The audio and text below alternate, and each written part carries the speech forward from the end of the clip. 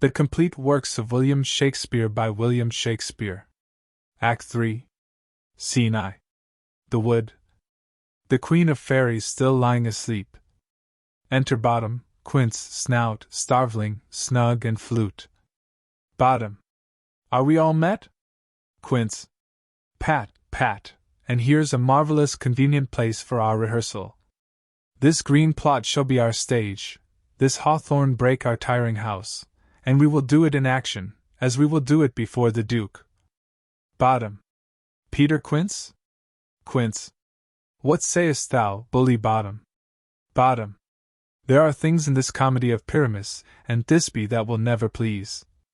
First, Pyramus must draw a sword to kill himself, which the ladies cannot abide. How answer you that? Snout by our lakin, a parlous fear.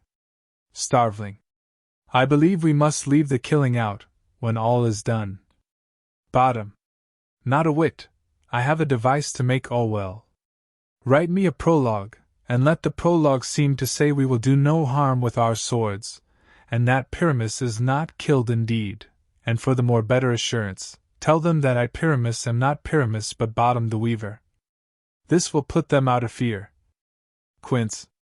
Well, we will have such a prologue, and it shall be written in 8 and 6. Bottom. No, make it 2 more, let it be written in 8 and 8. Snout, will not the ladies be afeard of the lion? Starveling. I fear it, I promise you. Bottom. Masters, you ought to consider with yourselves, to bring in, God shield us, a lion among ladies is a most dreadful thing. For there is not a more fearful wildfowl than your lion living, and we ought to look to it. Snout, therefore another prologue must tell he is not a lion. Bottom. Nay, you must name his name, and half his face must be seen through the lion's neck, and he himself must speak through, saying thus, or to the same defect, ladies, or fair ladies, I would wish you, or I would request you, or I would entreat you, not to fear, not to tremble, my life for yours. If you think I come hither as a lion, it were pity of my life. No, I am no such thing. I am a man as other men are, and there, indeed, let him name his name, and tell them plainly he is Snug the joiner. Quince. Well, it shall be so.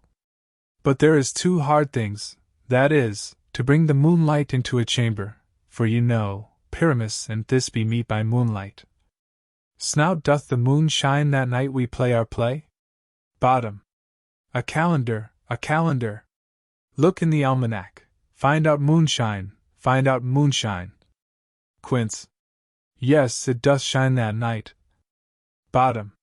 Why, then may you leave a casement of the great chamber window, where we play, open, and the moon may shine in at the casement. Quince. Aye, or else one must come in with a bush of thorns and a lantern, and say he comes to disfigure or to present the person of moonshine. Then there is another thing, we must have a wall in the great chamber, for Pyramus and Thisbe, says the story, did talk through the chink of a wall. Snout, you can never bring in a wall. What say you, Bottom? Bottom. Some man or other must present wall. And let him have some plaster, or some loam, or some rough cast about him, to signify wall, and let him hold his fingers thus, and through that cranny shall Pyramus and Thisbe whisper. Quince. If that may be, then all is well. Come, sit down, every mother's son, and rehearse your parts. Pyramus, you begin. When you have spoken your speech, enter into that break, and so everyone according to his cue. Enter Puck behind. Puck. What hempen homespuns have we swaggering here, so near the cradle of the fairy queen? What, a play toward? I'll be an auditor, an actor too perhaps if I see cause. Quince. Speak, Pyramus. Thisbe, stand forth. Pyramus. Thisbe, the flowers of odious savours sweet. Quince. Odors, odors. Pyramus. Odors, savours sweet. So hath thy breath, my dearest Thisbe dear. But hark, a voice. Stay thou but here a while, and by I will to thee appear. Exit. Puck. A stranger Pyramus than e'er played here. Exit. Thisbe. Must I speak now? Quince. Aye, marry, must you, for you must understand he goes but to see a noise that he heard, and is to come again. Thisbe. Most radiant Pyramus, most lily-white of hue, of colour like the red rose on triumphant briar, most brisky juvenile, and eke most lovely Jew, as true as truest horse, that yet would never tire, I'll meet thee, Pyramus, at Ninny's tomb. Quince. Nina's tomb, man. Why, you must not speak that yet. That you answer to Pyramus. You speak all your part at once, cues and all. Pyramus, enter. Your cue is past, it is never tire. Thisbe. Oh, as truest horse, that yet would never tire. Enter Puck and Bottom with an ass's head. Pyramus. If I were fair, Thisbe, I were only thine. Quince. O monstrous! O strange! We are haunted. Pray, masters, fly, masters! Help! Excellent clowns! Puck! I'll follow you.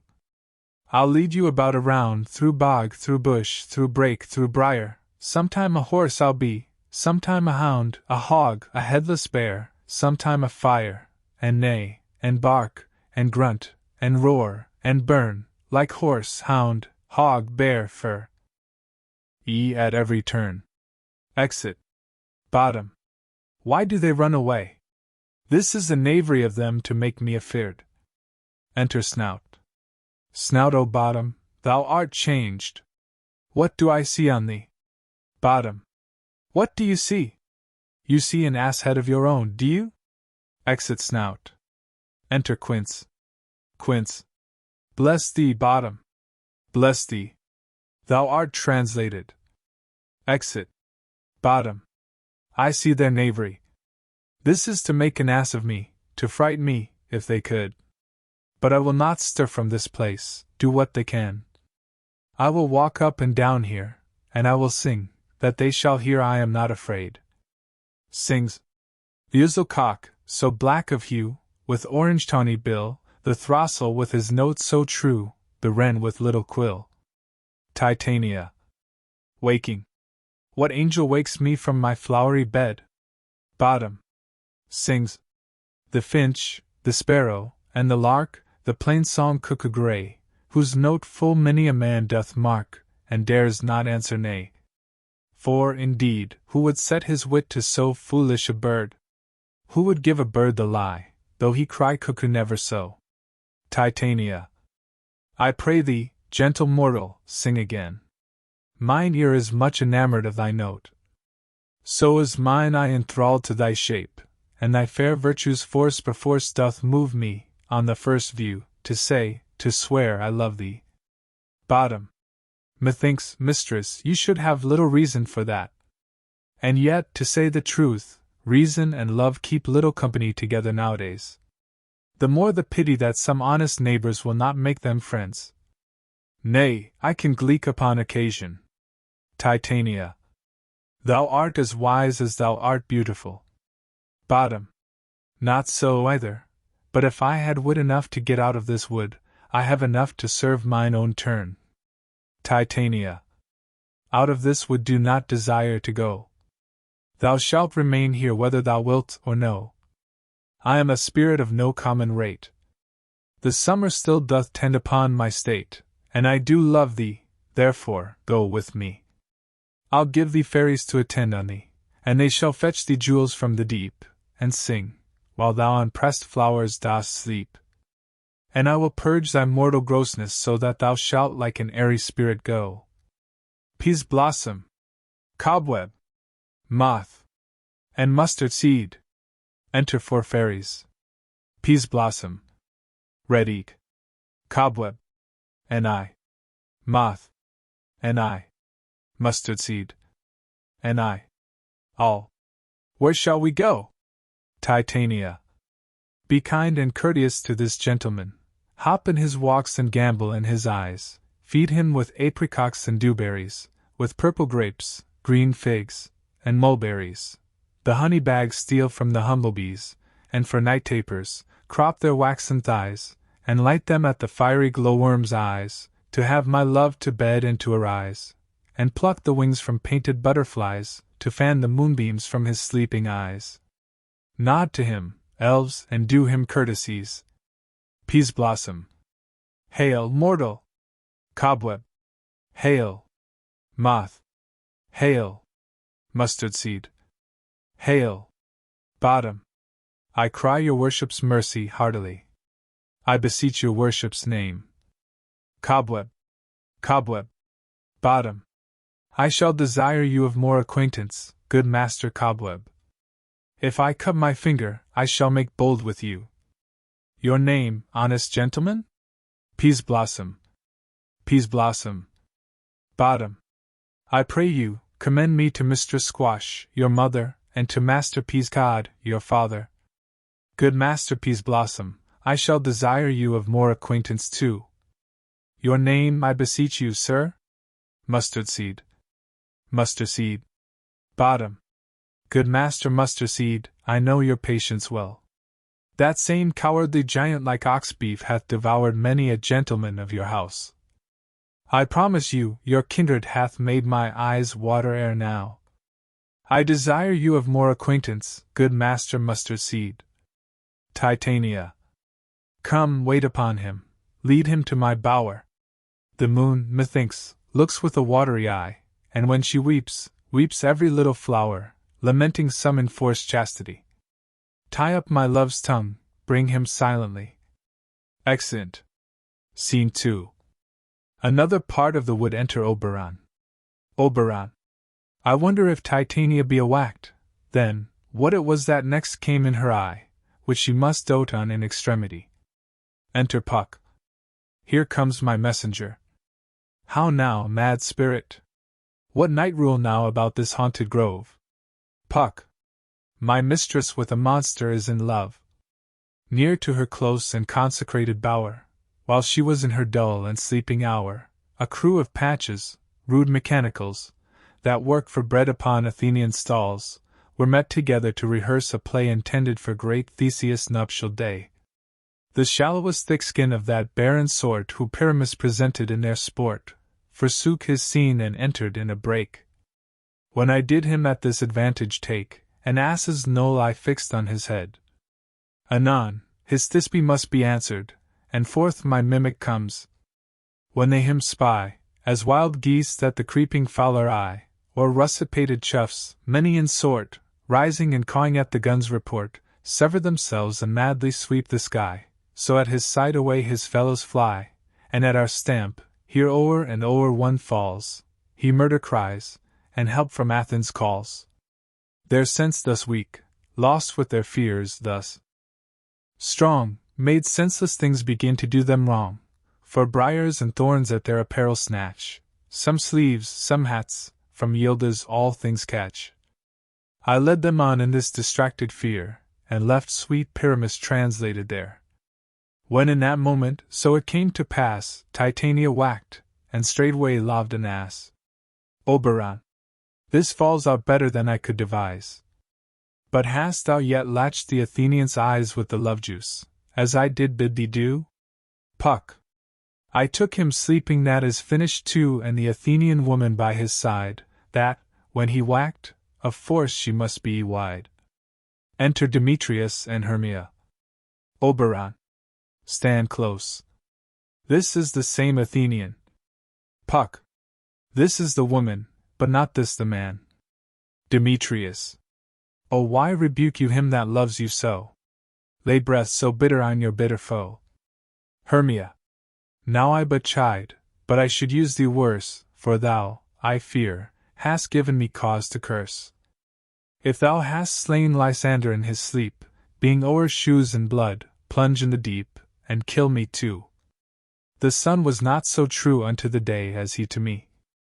Would he have stolen away from sleeping Hermia? I'll believe as soon this whole earth may be bored, and that the moon may through the center creep and so displease her brother's noontide with antipodes. It cannot be but thou hast murdered him. So should a murderer look, so dead, so grim. Demetrius. So should the murdered look, and so should I, pierce through the heart with your stern cruelty. Yet you, the murderer, look as bright, as clear, as yonder Venus in her glimmering sphere. Hermia! What's this to my Lysander? Where is he? Ah, good Demetrius, wilt thou give him me? Demetrius! I had rather give his carcass to my hounds. Hermia! Out, dog! Out, cur! Thou drivest me past the bounds of maiden's patience. Hast thou slain him, then? Henceforth be never numbered among men. O once tell true, even for my sake. Durst thou have looked upon him, being awake, and hast thou killed him sleeping? O brave touch! Could not a worm, an adder, do so much? An adder did it, for with doubler tongue than thine, thou serpent, never addest them. Demetrius! You spend your passion on a misprized mood. I am not guilty of Lysander's blood, nor is he dead, for aught that I can tell. Hermia! I pray thee, tell me then that he is well. Demetrius! And if I could, what should I get therefore? Hermia! A privilege never to see me more. And from thy hated presence part one so, see me no more, whether he be dead or no. Exit. Demetrius! There is no following her in this fierce vein. Here, therefore, for a while I will remain. So sorrow's heaviness doth heavier grow for debt that bankrupt sleep doth sorrow, which now in some slight measure it will pay, if for his tender here I make some stay. Lies down. Oberon! What hast thou done? Thou hast mistaken quite, and laid the love juice on some true love's sight. Of thy misprision must perforce ensue some true love turned, and not a false turn true. Puck! Then fate o'errules that, one man holding troth, a million fail, confounding oath on oath. Oberon! About the wood goes swifter than the wind, and Helena of Athens look thou find. All fancy sick she is, and pale of cheer with sighs of love, that costs the fresh blood dear. By some illusion see thou bring her here, I'll charm his eyes against she do appear. Puck! I go, look how I go, swifter than arrow from the Tartar's bow. Exit. Oberon! Flower of this purple dye, hid with Cupid's archery, sink an apple of his eye. When his love he doth espy, let her shine as gloriously as the Venus of the sky. When thou wax'st, if she be by, beg of her for remedy. Enter Puck. Puck! Captain of our fairy band, Helena is here at hand, and the youth mistook by me, pleading for a lover's fee. Shall we their fond pageant see? Lord, what fools these mortals be! Oberon! Stand aside. The noise they make will cause Demetrius to awake. Puck! Then we'll two at once woo one. That must needs be sport alone, and those things do best please me that befall preposterously. Enter Lysander and Helena. Lysander! Why should you think that I should woo in scorn? Scorn and derision never come in tears. Look, when I vow I weep, and vows so born, in their nativity all truth appears. How can these things in me seem scorn to you, bearing the badge of faith, to prove them true? Helena! You do advance your cunning more and more. When truth kills truth, O devilish holy fray! These vows are Hermia's, will you give her o'er? Weigh oath with oath, and you will nothing weigh, your vows to her and me, put in two scales, will even weigh, and both as light as tails. Lysander! I had no judgment when to her I swore. Helena! Nor none in my mind now you give her o'er. Lysander! Demetrius loves her, and he loves not you. Demetrius! Waking! O Helen, goddess, nymph, perfect, divine! To what, my love, shall I compare thine eyne? Crystal is muddy. O how ripe and show thy lips, those kissing cherries, tempting grow! That pure congealed white, high Taurus snow, fanned with the eastern wind, turns to a crow when thou hold'st up thy hand. Oh, let me kiss this princess of pure white, this seal of bliss. Helena! O spite! O hell! I see you all are bent to set against me for your merriment. If you were civil, and knew courtesy, you would not do me thus much injury. Can you not hate me, as I know you do, but you must join in souls to mock me too? If you were men, as men you are in show, you would not use a gentle lady so, to vow, and swear, and superpraise my parts, when I am sure you hate me with your hearts. You both are rivals, and love Hermia, and now both rivals, to mock Helena.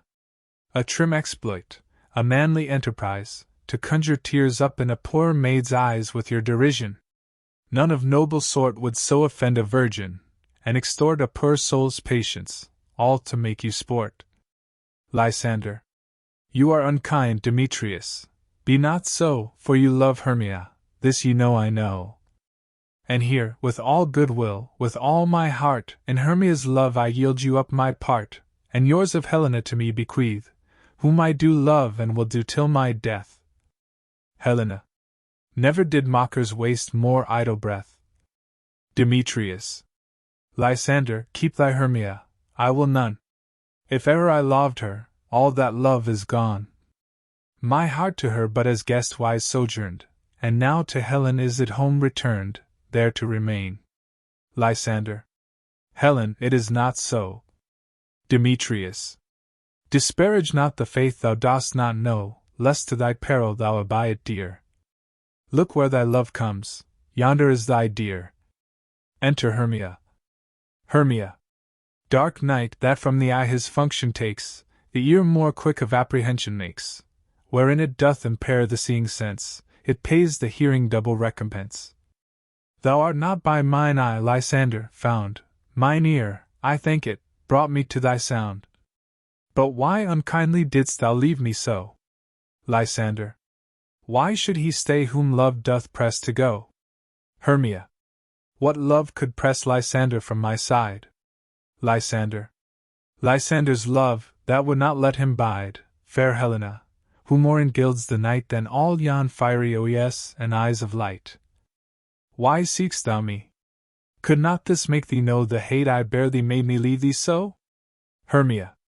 You speak not as you think, it cannot be. Helena. Lo, she is one of this confederacy. Now I perceive they have conjoined all three to fashion this false sport in spite of me. Injurious Hermia, most ungrateful maid! Have you conspired, have you with these contrived, to bait me with this foul derision? Is all the counsel that we two have shard, the sisters' vows, the hours that we have spent, when we have chid the hasty-footed time for parting us, oh, is all forgot? All school-days friendship, childhood innocence?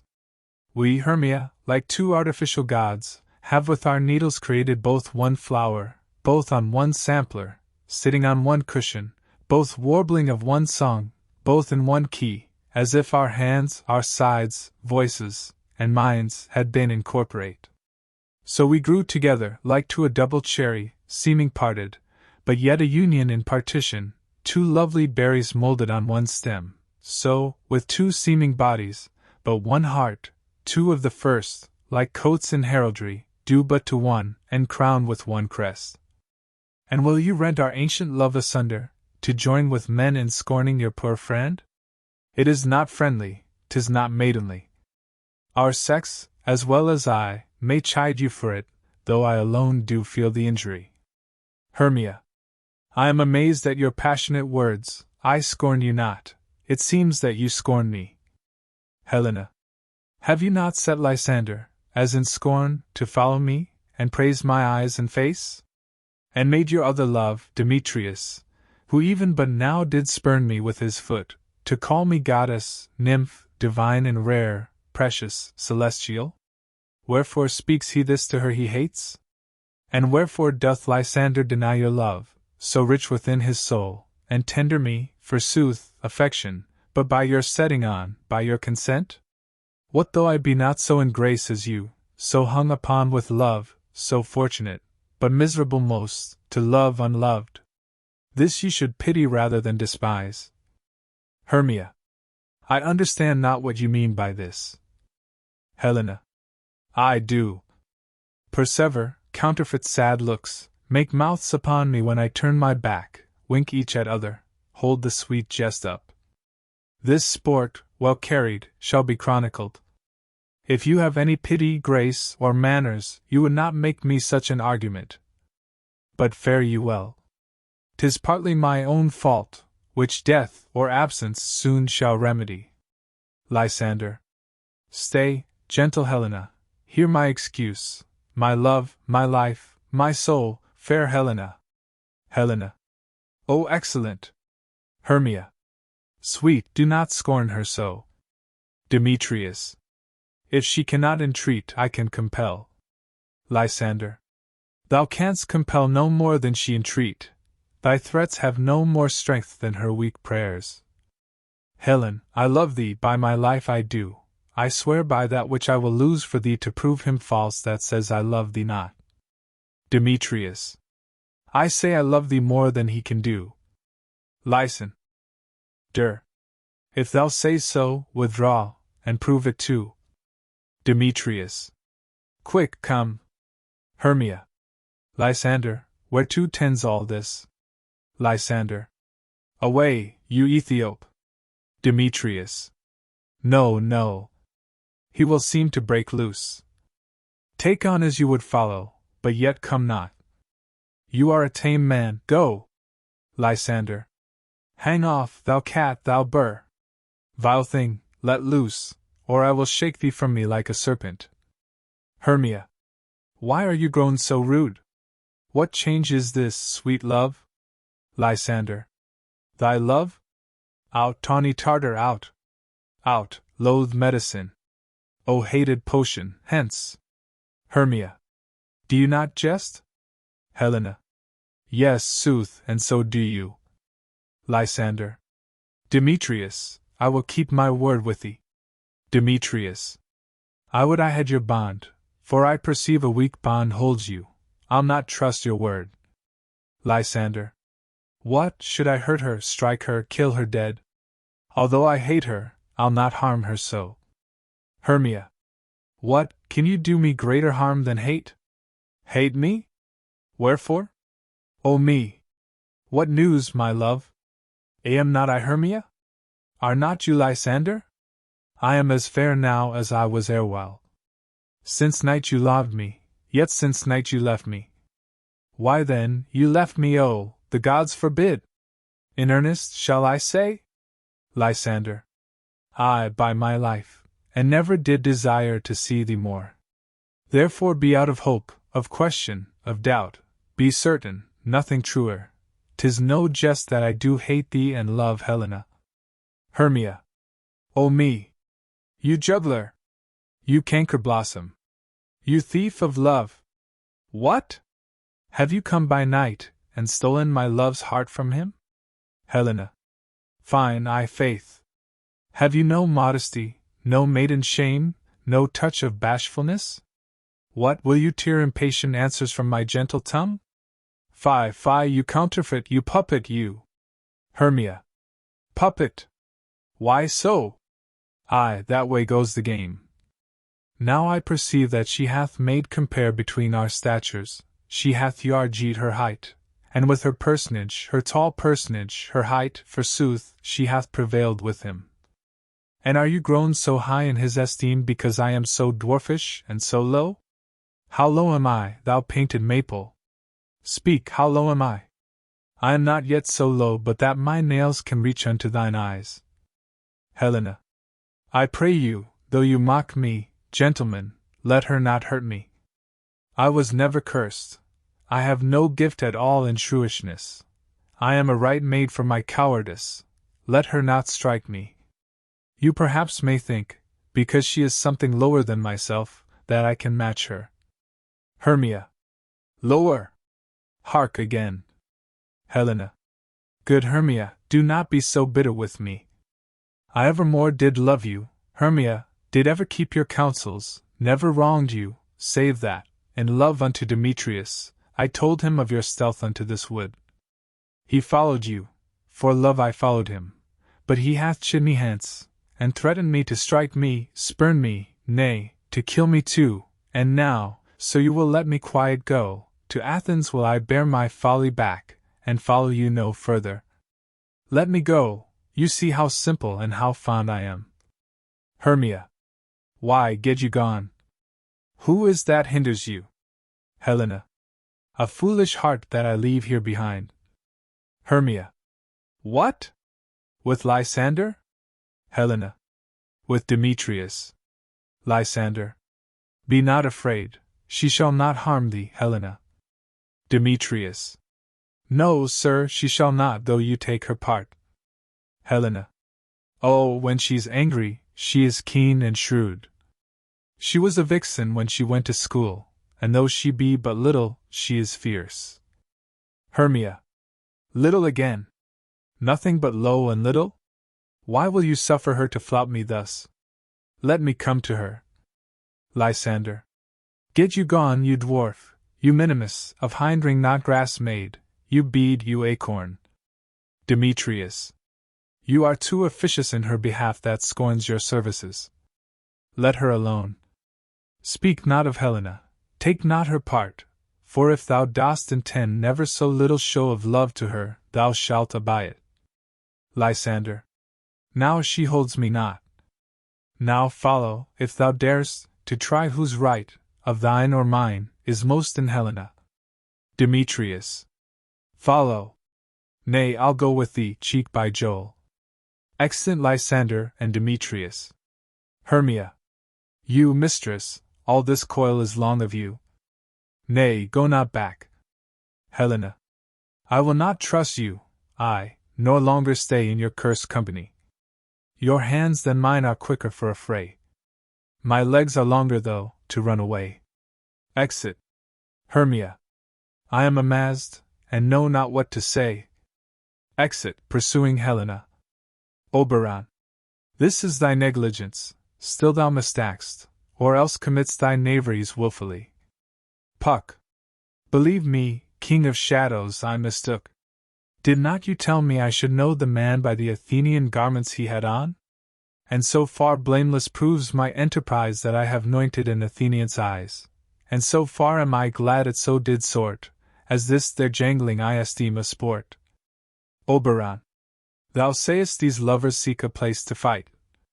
High therefore, Robin, overcast the night, the starry welkin cover thou anon with drooping fog, as black as Acheron, and lead these testy rivals so astray as one come not within another's way. Like to Lysander sometime frame thy tongue, then stir Demetrius up with bitter wrong, and sometime rail thou like Demetrius. And from each other look thou lead them thus, till o'er their brows death counterfeiting sleep with leaden legs and batty wings doth creep. Then crush this herb into Lysander's eye, whose liquor hath this virtuous property, to take from thence all error with his might and make his eyeballs roll with wonted sight. When they next wake, all this derision shall seem a dream and fruitless vision, and back to Athens shall the lovers wend, with league whose date till death shall never end. Whiles I in this affair do thee employ, I'll to my queen, and beg her Indian boy, and then I will her charm thy release from monsters' view, and all things shall be peace. Puck. My fairy lord, this must be done with haste, for night's swift dragons cut the clouds full fast, and yonder shines Aurora's harbinger, at whose approach, ghosts wandering here and there troop home to churchyards. Damned spirits all, that in crossways and floods have burial, already to their wormy beds are gone, for fear lest they should look their shames upon, they wilfully themselves exile from light, and must for aye consort with black-browed night. Oberon. But we are spirits of another sort. I with the morning's love have oft made sport, and like a forester, the groves may tread even till the eastern gate, all fiery red, opening on Neptune with fair blessed beams, turns into yellow gold his salt green streams. But notwithstanding, haste, make no delay. We may effect this business yet ere day. Exit Oberon. Puck. Up and down, I will lead them up and down. I am feared in field and town. Goblin, lead them up and down. Here comes one.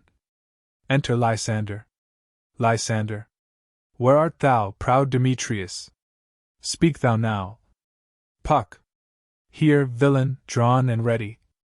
Where art thou, Lysander? I will be with thee straight. Puck. Follow me then to plainer ground. Exit Lysander as following the voice. Enter Demetrius. Demetrius. Lysander, speak again. Thou runaway, thou coward, art thou fled? Speak. In some bush? Where dost thou hide thy head? Puck. Thou coward, art thou bragging to the stars, telling the bushes that thou look'st for wars, and wilt not come? Come, recreant, come, thou child. I'll whip thee with a rod. He is defilled that draws a sword on thee. Demetrius. Yea, art thou there? Puck. Follow my voice. We'll try no manhood here. Exeunt. Enter Lysander. Lysander. He goes before me, and still dares me on. When I come where he calls, then he is gone. The villain is much lighter heeled than I. I followed fast, but faster he did fly. That fallen am I in dark uneven way, and here will rest me. Come, thou gentle day. Lies down. For if but once thou show me thy grey light, I'll find Demetrius, and revenge this spite. Sleeps. Enter Puck and Demetrius. Puck. Ho, ho, ho! Coward, why comest thou not? Demetrius. Abide me, if thou darest, for well I wot thou run'st before me, shifting every place, and darest not stand, nor look me in the face. Where art thou? Puck. Come hither, I am here. Demetrius. Nay, then, thou mock'st me. Thou shalt by this dear if ever I thy face by daylight see. Now go thy way. Faintness constraineth me to measure out my length on this cold bed.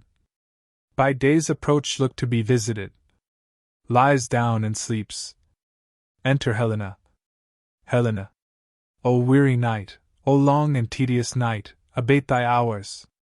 Shine, comforts, from the east, that I may back to Athens by daylight, from these that my poor company detest.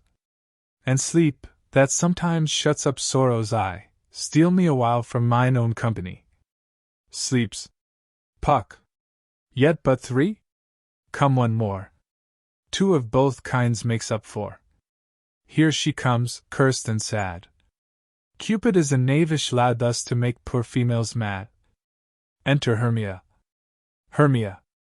Never so weary, never so in woe, bedabbled with the dew, and torn with briars, I can no further crawl, no further go.